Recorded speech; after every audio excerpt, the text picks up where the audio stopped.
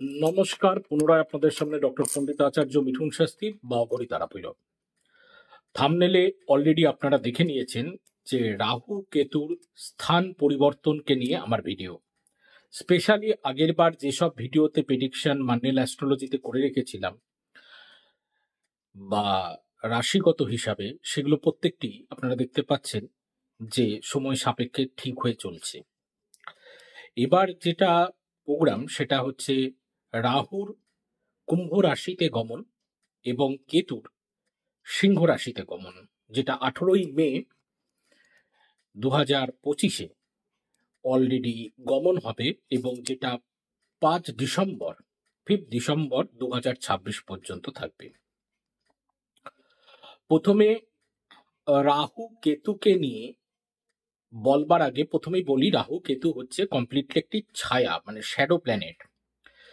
এর প্রেডিকশন করা সম্পূর্ণরূপে যায় না, কখনোই রাহু কেতুর প্রেডিকশন সঠিকভাবে করা খুব মুশকিল।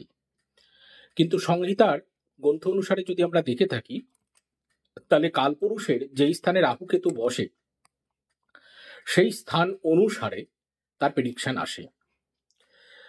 তো এখানে যেটা বলবো, রাহু যখন সিংহ মানে কুম্ভ রাশিতে যাবে এবং কেতু যখন সিংহ রাশিতে যাবে, তখন প্রথমে আমরা মান্ডেন অ্যাস্ট্রোলজিতে যেটা দেখতে পাবো, আজ থেকে বহু বছর আগে আমি যখন বলেছিলাম যে এআই টেকনোলজি অত্যাধিক মাত্রায় বাড়তে শুরু করবে, সেটা আপনারা দেখেছেন সময় বিশেষে তাই হয়েছে। তো এইবার সংহিতা বিচার টিকা গ্রন্থ অনুসারে আমি যেটা বলছি, রাহুর কুম্ভ রাশিতে গেলে যে ঘটনাটা আসবে সেটা হচ্ছে ম্যাক্সিমাম পরিমাণে social dynamics change, public protest, টেকনোলজিতে প্রচন্ড পরিমাণ অগ্রগতি। এবং যেহেতু কুম্ভ রাশি একটা ইনোভেশন রাশি, সেই জন্য এই সময় এমন এমন কিছু এআই টুলস বেরোবে এবং মডেল বেরোবে যেগুলো দিয়ে বিভিন্ন রকম আপগ্রেড হবে, আপডেটেড হবে, মানুষ আপগ্রেডেড হবে, দেখতে পাওয়া যাবে। এডুকেশন ক্ষেত্রে বিভিন্ন রকম সিস্টেম পরিবর্তন হবে এবং এডুকেশন ক্ষেত্রে নানাবিধ পরিবর্তন পরিস্থিতি আমরা দেখতেও পাবো। এবং শুধু তাই নয়, যেহেতু কেতু সিংহ রাশিতে গমন করবে, যেটা কালপুরুষের 5th হাউস, তো সেখানে ইনফার্টিলিটি নিয়ে, অর্থাৎ যাদের সন্তান প্রাপ্তির ব্যাপার রয়েছে, সেখানে বিশেষ কিছু মেডিসিন আবিষ্কার হতে পারে বা ইনফার্টিলিটি নিয়ে বিশেষ কিছু তথ্য বা আবিষ্কার আমাদের সামনে বেরিয়ে আসতে পারে। তাছাড়া এই সময় যেটা সবচেয়ে বেশি দেখা যাবে সেটা হচ্ছে স্পেস ট্রাভেলিং।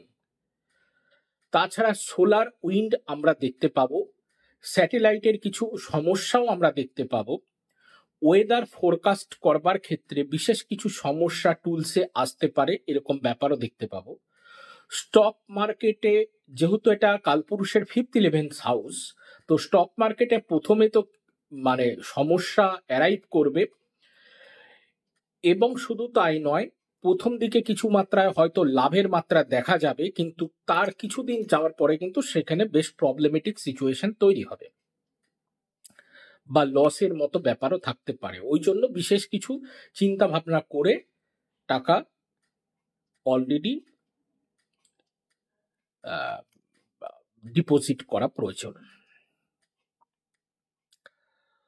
তো তাছাড়া মেডিকেল সেক্টরে বিভিন্ন কিছু জিনিস পরিবর্তন হবে। এডুকেশন ক্ষেত্রে আমি যেটা বলছি, নানাবিধ পরিস্থিতি বা নানাবিধ পরিবর্তন আমরা দেখতে পাব।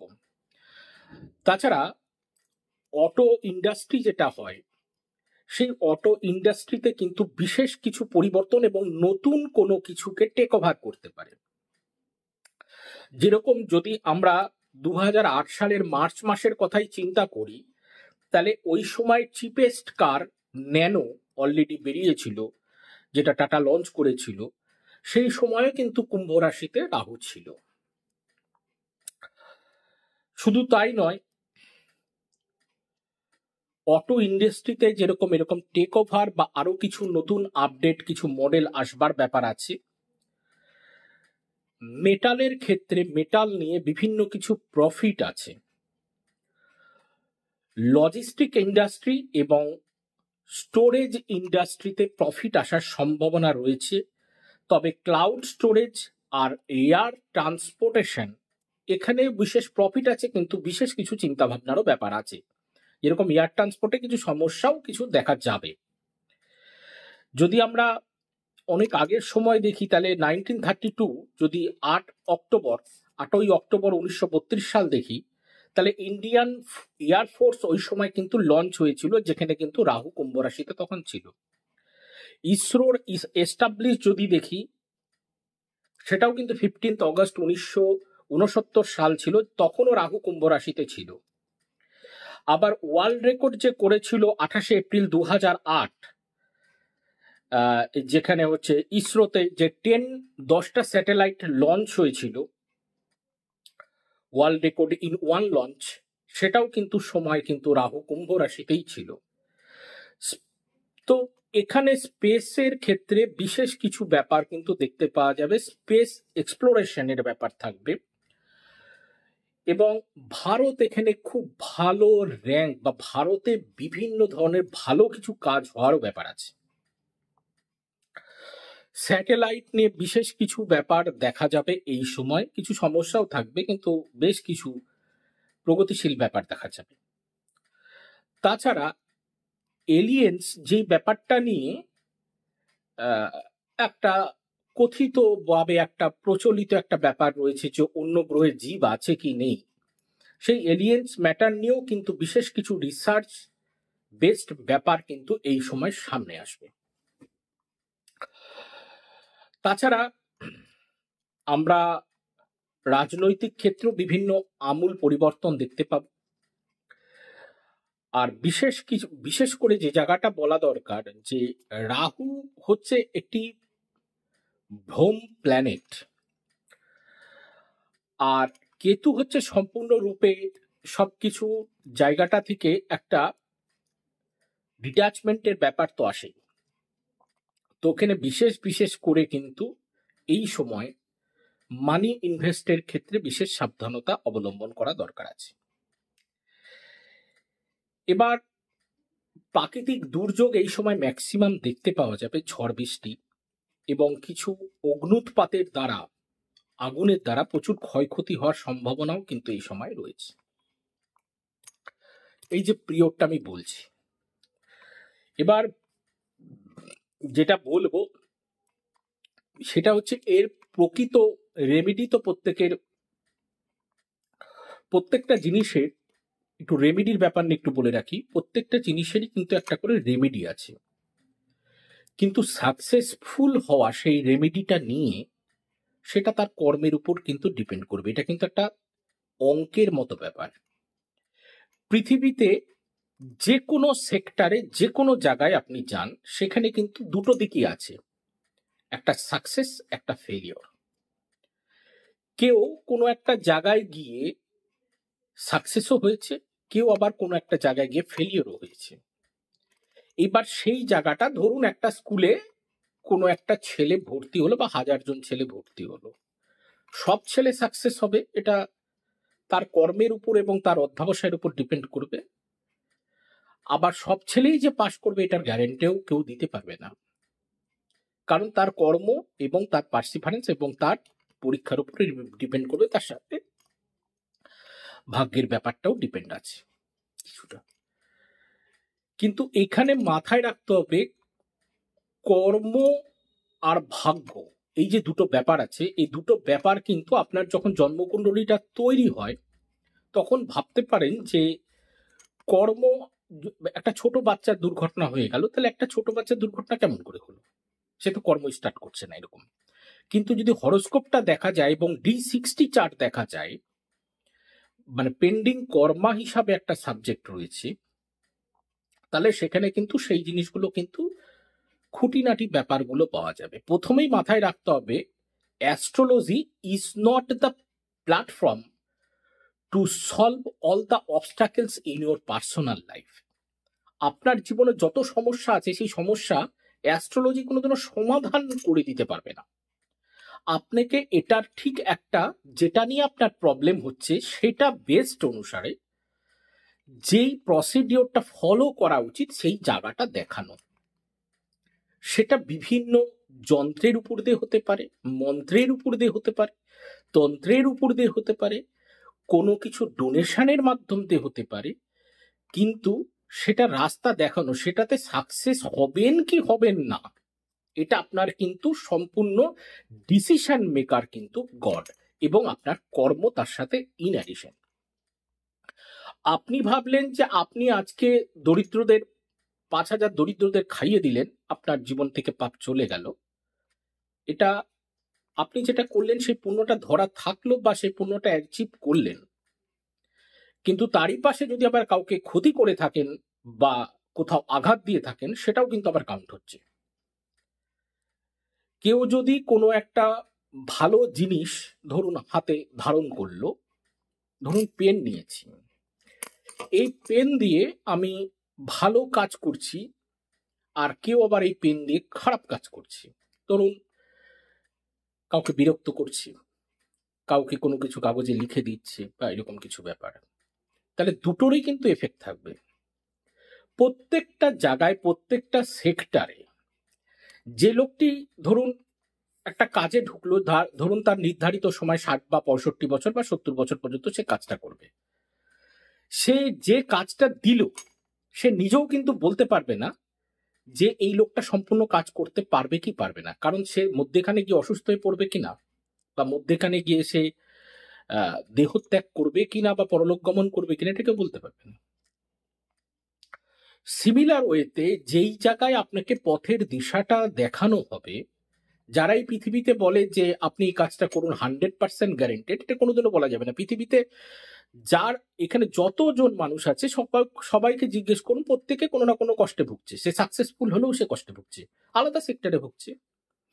কারো প্রচুর অর্থ আছে, কারো ভাই বোনের সুখ নেই, কারো প্রচুর অর্থ আছে, কারো স্বামী স্ত্রীর সুখ নেই।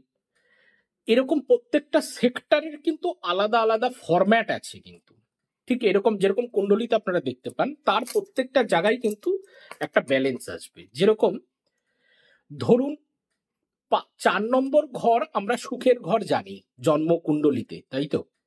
খুব ইজিলি বুঝবেন, তাহলে জ্যোতিষের ব্যাপারটা অনেক সহজ হয়ে যাবে। কারো মধ্যে এটা আসবে না গ্যারেন্টি, বা কারো মধ্যে এটা আসবে না যে আমি সাকসেসফুল হব কি হব না, এগুলো একটু বোঝার ব্যাপার আছে। যারা বুঝতে পারবেন না বা যারা অ্যাকচুয়ালি বুঝিয়ে দেয় না ব্যাপারগুলো, তারা এই সাবজেক্টের মাহাত্মই জানে না, বা জ্যোতিষ সাবজেক্টের মাহাত্ম না। এটাকে বেদের চোখ বলা হয়, জ্যোতিষকে দ্য আইস অফ দ্য বেদা। ধরুন 4 নম্বর ঘরকে সুখের ঘর বলা হয়, ওটাকে সুখেশ বলে। আর 8 নম্বর ঘরটা মৃত্যুর ঘর। এবার 4 নম্বর ঘরের মালিক যদি একটু কোটে কোটে মেলান, 4 নম্বরের ঘরের মালিক যদি 8-এ যায়, বর্তমান যে গ্রহের গোচরটা ঘুরছে, আপনি খুবই সুখী ছিলেন, কিন্তু গ্রহটা ঘুরতে ঘুরতে আপনার 8-এ আসলো, কোনো না কোনো বছর তো আসবেই। সেই সময় তাহলে ওটা মৃত্যুর ঘর, তার মানে আপনার সুখের কি হচ্ছে, মত হচ্ছে, মানে সুখ আপনি পাবেন না। যখন আপনার এটা আসবে তখন মনে হবে এ বোধহয় কিছু করলো, ও বোধহয় কিছু করলো, ও নজর দিল। প্রথমেই তো বুঝতে হবে ওই জায়গাটা প্রবলেম আসার জন্যই তো গ্রহটা এসেছে। সে চোখ দিক আর যাই করুক বা যেটাই করুক, কিন্তু ওটা আসবে, ওটা সমস্যা। ওই ঘটনাটা তার মধ্যে অ্যারাইভ করবে। যেরকম দেখুন, আমি আমার নিজের পার্সোনাল লাইফে বলছি, আমি দেখতে পাচ্ছিলাম ভাবত ভাবন কেন্দ্র করে যে আমার পিতার বিয়োগ হতে যাচ্ছে। আমি এটা নিয়ে খুব চিন্তিত হই এবং বিভিন্ন কিছু ভাবে ডক্টর বা বিভিন্ন সবকিছু দেখাই। সবাই বলেছিল ঠিক হয়ে যাবে, বিভিন্ন ভাবে বলেছিল, কিন্তু আমি দেখতে পাচ্ছি যে আমার পিতার যে ঘরটা, তার যে মৃত্যুর ঘরটা, সেটা অ্যাক্টিভেট হচ্ছে। আমি বাড়িতেও বলি যে এই সময়ের মধ্যে, এই মাসটা পর্যন্ত কিন্তু, এই টাইম থেকে এই টাইম পর্যন্ত বাবার ভাড়া আছে, সেটার মধ্যে কিছু একটা ঘটতে পারে, আর যদি টাইমটা পারাতে পারে তাহলে কিন্তু বেশ ভালো। কিন্তু দেখা যায় যারা আমার এই প্রেডিকশনটা সম্পর্কে যারা জানে, তারা সকলেই বলবে যে হ্যাঁ, ঘটনাটা শাস্ত্রীজি আগেই বলে রেখেছিল। সবাই অনেকেই জানে। ঘটনাক্রমে ওই সময়ের মধ্যেই কিন্তু বাবা এক্সপায়ার করে যায়। আমি কিন্তু পারিনি বাঁচাতে, সম্ভব না। কারণ এমন কিছু কিছু ব্যাপার আছে পৃথিবীতে, আপনারা একটু ভালো মতো দেখবেন যে রক্ত কি এখনো আবিষ্কার হয়েছে, রক্ত যে ব্যাপারটা কিভাবে ম্যানিপুলেট, মানে বিভিন্ন ভাবে তো আমরা জিনিসগুলো দেখি। মানুষের যে অসুখ ধরে যাচ্ছে সেটা কি সম্পূর্ণ মানে ঠিক হয়ে মানুষ কি অমর হচ্ছে? কারণ মানুষ তো অমর হবে না, ম্যান ইজ ইম্পর্ট্যান্ট। তাহলে এই জায়গাগুলো আসবেই। এবার ধরুন আমার কিছুদিন আগে চোখের ব্যথা করছিল, একটু চোখের সমস্যা হচ্ছিল, চোখে প্রবলেম হচ্ছিল, কিন্তু আমি জানি চোখের সমস্যা যখন ডান চোখ কোন হাউসকে বোঝায়, বাঁ চোখ কোন হাউসকে বোঝায়, তো যখন ওটা আসবে তখন প্রবলেম হবে। এবার ধরুন আপনার এই যে প্রেডিকশনগুলো, এই প্রেডিকশনগুলো বই পড়া, অধ্যাবসায়, সাধনা সব জড়িত আছে এর মধ্যে। এটা কেউ খণ্ডাতে পারবে না, কেউ আটকানোর নেই। ধরুন আমি মাস্টার ডিগ্রি ইংরাজি ইংলিশ নিয়ে পাশ করেছি, আমার সেক্টরটা আমি গভর্নমেন্ট, মানে আমি সার্ভিসের মধ্যেও গেছিলাম, হসপিটালে চাকরি, সেখান থেকে আমার লাইফ ট্রানজিট করে এই লাইনে চলে আসে। কারণ আমার 32 বছর বয়সের পর আমার কর্মজগতের কুণ্ডলী আলাদা দেখাচ্ছে। কর্মজগতে যখন অফিসিয়াল সেক্টরে ছিলাম তার আগে আমি টিউশনই পড়াতাম, সেখানে আমার যেই দশাটা চলছিল তারপরে দশা চেঞ্জ হলে আমি আলাদা সেক্টরে গেলাম। ঠিক এইরকম ভাবেই মানুষের জীবনে প্রত্যেকটি জিনিস কিন্তু পাল্টাবে এবং প্রত্যেকটা জিনিস কিন্তু হবে। এবার ধরুন যদি আপনার এই দুঃখটা আসে, আমি কেন এই দুঃখ ভুগছি, আমি এই কেন কষ্ট ভুগছি, তাহলে চারিদিকে তাকালেই বোঝা যাবে যে এটা কেন হচ্ছে বা কেন আসে। যখনই সুখ আসে তখন মানুষ অ্যাকচুয়ালি কোনো রকম ভাবে সবকিছুকে গুরুত্ব দেয় না, মানে পজিটিভ থিংসকে, তখন ওগুলো ভুলে যায়। সুখ আসার পর ধরুন আপনার বাড়িতে 15,000 টাকা আসলো, হঠাৎ পেলেন, ঝট করে আপনার সুখের অ্যাক্টিভেট হয়ে গেল, আপনার পাওয়ার পর আপনি সঙ্গে সঙ্গে একটা ফ্রিজ কিনে নিলেন। এবার ফ্রিজটা তো একটা তো মানে একটা তো বস্তু, এলিমেন্টস।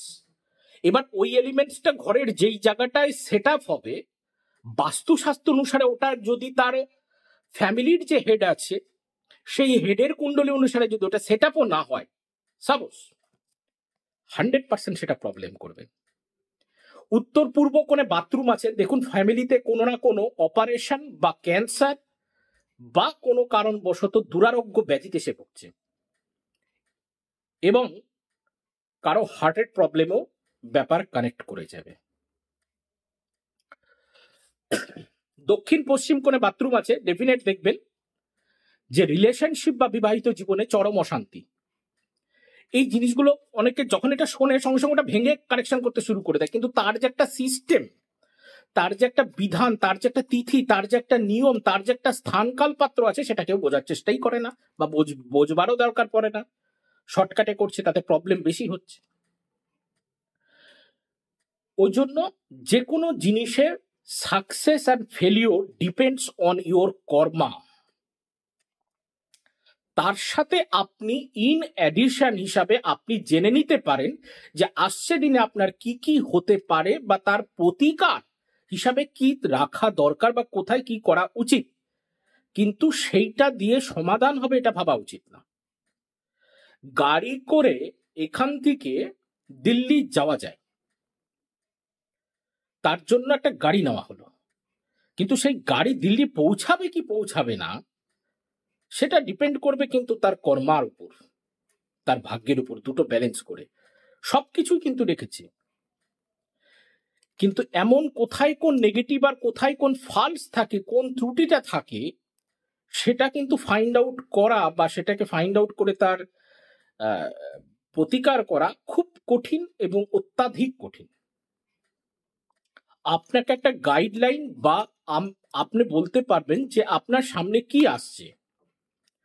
এবার আপনার মনে হতে পারে অ্যাস্ট্রোলজি ভুল হতে পারে, সেখানে আপনি তাকে প্রশ্ন করুন যে আমার 1-2 মাস আগে কি হয়েছিল সেটা বলুন। যদি সে বলতে পারে তাহলে সে অরিজিনাল অ্যাস্ট্রোলজার। বা আধা ঘন্টা 1 ঘন্টা আগে কি হয়েছে তার একটা যদি কোনো অনুমান মাত্র ঘটনা সে একটু লিঙ্ক করিয়ে দিতে পারে, তাহলে মনে করবেন সে প্রশ্নকুণ্ডলিতেও পারদর্শী, তাহলে তাকে মানা যেতে পারে, তার বিচার অনুসারে চলা যেতে পারে, কারণ সে সেই জায়গাটাকে দেখেছে বা ওই জায়গাটা পড়াশোনা করেছে।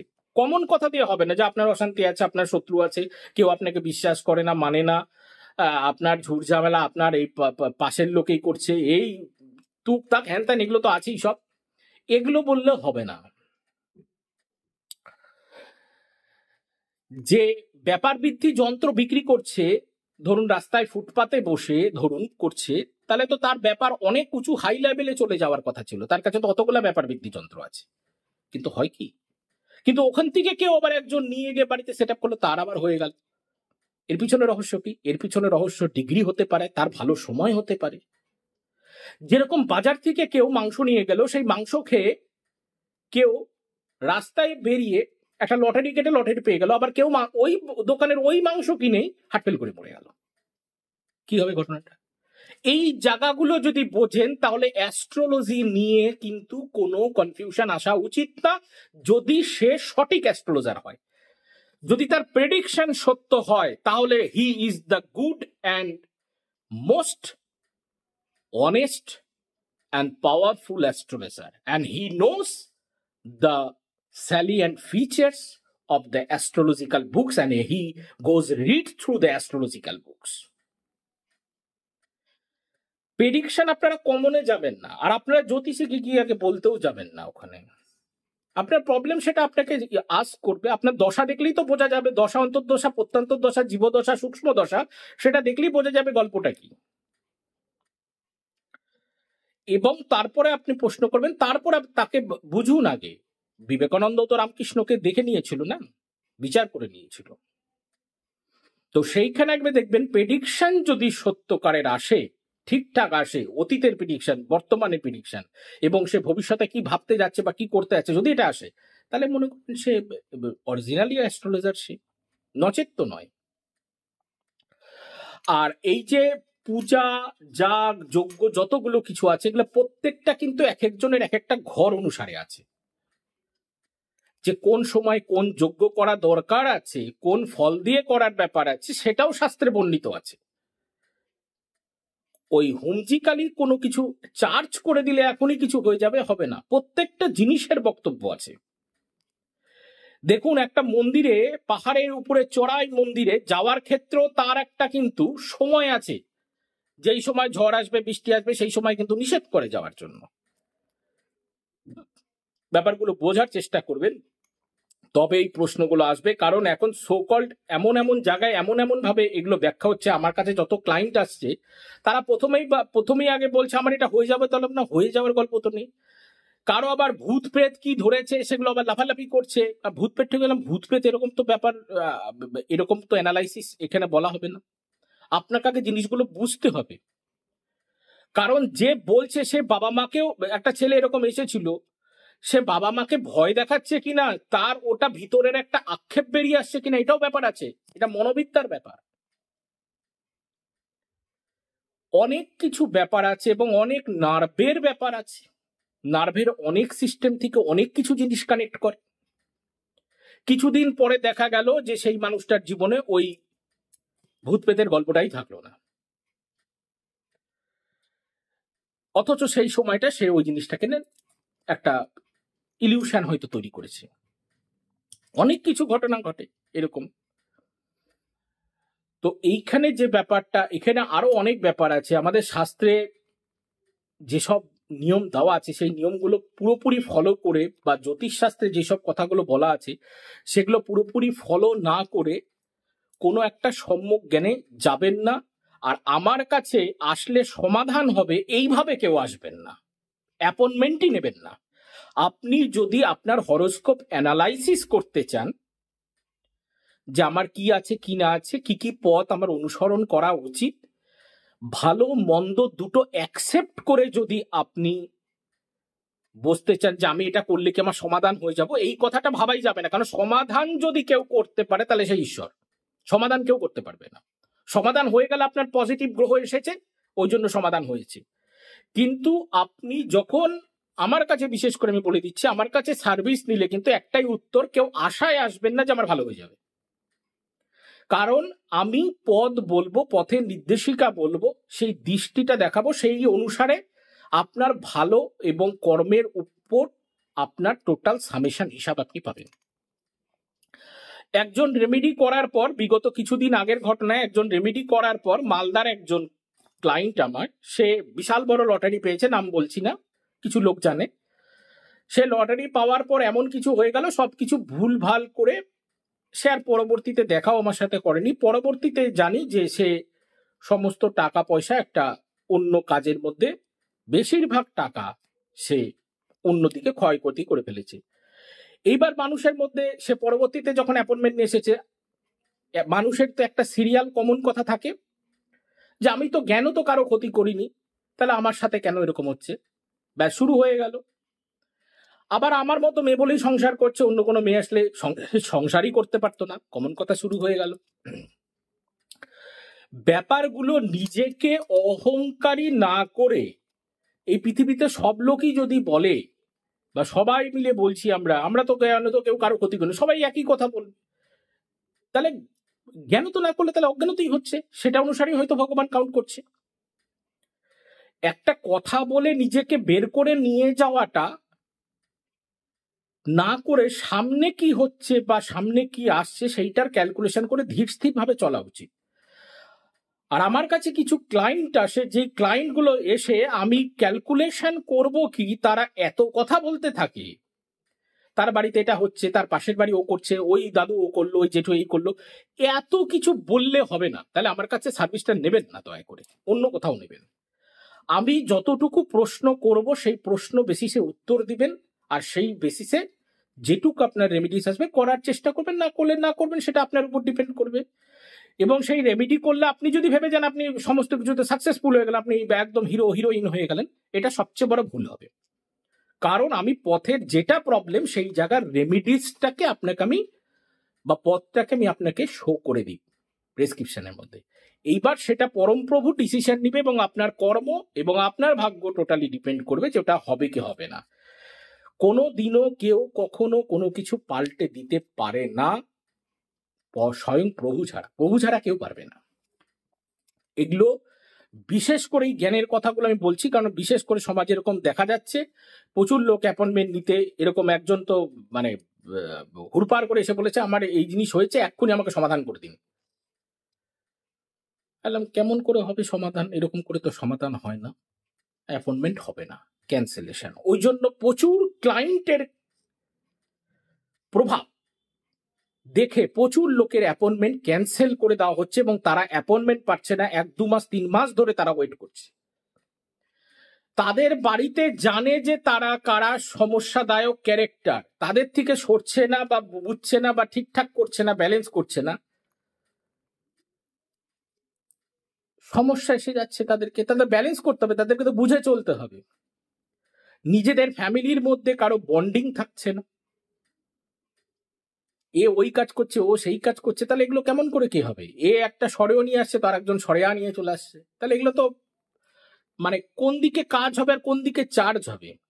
একজন আবার আমার কাছে চলে আসলো, সে আবার জানতে পেরেছে আমার কাছে এসেছে, তার আবার যে শত্রু সেও আবার আমার কাছে চলে আসলো। এবার তাদেরকে যখন আমি বলছি তোমরা সবাই মিউচুয়াল করে নিজেদের মধ্যে বন্ধুত্ব স্বীকার করো, কেউ হতে চাচ্ছে না, ইগো থেকে কেউ নামছে না, তাহলে সমাধান কিভাবে হবে? আমি ওই জন্য টাকা ফেরত বলতে ওদেরকে আমি ভিজিট দিয়েছি, আমি সঙ্গে সঙ্গে বলেছি যে আপনি তো ওই লোকের নাম ধরে এসেছেন, আপনি যে টাকা নিন, আমি দেখবো না, আপনাকে ফিরিয়ে দিয়েছি আমি। এরকম ক্লায়েন্ট দেখলে আমি দেখি না। তো যারা এরকম ভাবে আমার কাছে মানে নেবেন, সার্ভিস নেবেন, তারা এই সার্ভিস নেবেন যে আমার অলরেডি কি কি ফলো করা উচিত, আমার এই রিগার্ডিং প্রবলেম চলছে, সেই প্রবলেমটা সলভের আপনি রেমেডি বা প্রতিকার আপনি কোনো পদ্ধতিতে, মন্ত্র যন্ত্র রাসায়নিক পদ্ধতিতে আপনি করতে পারেন, কিন্তু সেটাতে সমাধান হবে কি হবে না এটা বলা অসম্ভব।